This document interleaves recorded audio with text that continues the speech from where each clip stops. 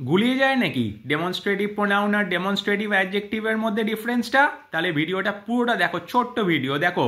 This that this those, এই চারটেই হচ্ছে demonstrative pronoun এবং ডেমনস্ট্রেটিভ অ্যাডজেক্টিভ হিসেবে কাজ করে। তাহলে কি করে বুঝবো কোনটা প্রোনাউন কোনটা অ্যাডজেক্টিভ?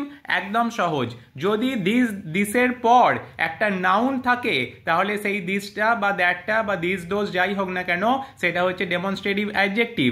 আর যদি কোনো নাউন না থাকে তাহলে সেইটা হচ্ছে ডেমনস্ট্রেটিভ প্রোনাউন। একদম জলের মতো সোজা।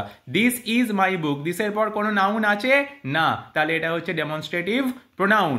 দিস বুক ইজ মাইন, দিসের পর নাউন আছে, হ্যাঁ বুক আছে, তাহলে এখানে দিসটা হচ্ছে demonstrative adjective. This boy is good, এখানে দিসের পর কোনো নাউন আছে, হ্যাঁ বয় আছে, তাহলে দিসটা হচ্ছে এখানে demonstrative adjective.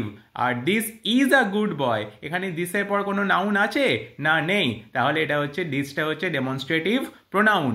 Those are tasty fruits, এখানে দোজের পর কোনো নাউন আছে ইমিডিয়েটলি পরে, নেই, তাহলে দোজটা হচ্ছে ডেমনস্ট্রেটিভ প্রোনাউন।